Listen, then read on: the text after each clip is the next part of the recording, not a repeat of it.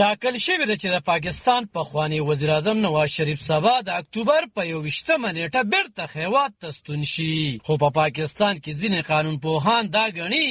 چې د عدالت لخوا به هغه ته په کیسونو کې ریلیف ترلاسه شي، او ځینې بیا وایي چې د ناخلې عدالتي فیصلې د سیاسي مستقبل مې ته خنډان جوړولی شي. د نواز شریف د راستنېدو نه وړاندې اسلام آباد های کورټ د اکتوبر تر 24مې نیټې د هغه ضمانتي حفاظت منظور کړی دی چې د عدالت په دې فیصله هم په سوشل میډیا کلکې نیوکې شوې دي. د پاکستان د یو شخصي ټي وي نطاق منصور علي خان وایي چې دلته په وړو جرمونو کې ککړ کسان په کلونو د عدالتونو مخې ته لوغړېږي او عدالت یې قضیې نه فیصله کوي. خو برعکس د لویانو لپاره بیا عدالت په سمدستي توګه بینچونه هم جوړوي او ضمانتونه هم ورکوي. پاکستانی میډیا د مسلم لیگ نون د خولې وایي چې د نواز شریف الوتکه بړومړي اسلام آباد کې کوزیږي او دغلته د یو ستم کېدو نه وروسته به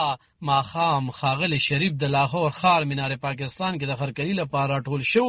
د خپل ګوند کارکنانو ته وینا کوي. تېره ورځ اسلام آباد های کورټ د اسلام آباد احتساب عدالت د العزیزیه ایون فیلډ او توشخانې په قضیو کې د نواز شریف د اکتوبر تر 24مې نیټې حفاظتي ضمانتونه منظور کړي او حکم یې کړی چې نوموړی دی نه نیول کېږي. پخوانی وزیر اعظم نواز شریف په کال 2019 کې د علاج لپاره لندن ته له تګ وړاندې د العزیز سټیل میل په مقدمو کې د احتساب عدالت لخوا هغه ته اورل شوې د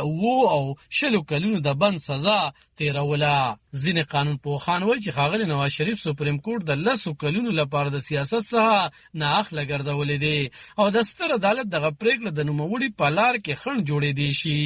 د سیاسي چارو څېړونکي وایي چې دې کې هیڅ شک نشته چې پنجاب کې نواز شریف تر اوږدې مودې په ولس کې یو مقبول مشر پاتې شوی دی، خو د تحریک انصاف ګوند مشر پخوانی وزیر اعظم عمران خان د هغه دغه مقبولیت ته زیان هم رسولی دی، ولې د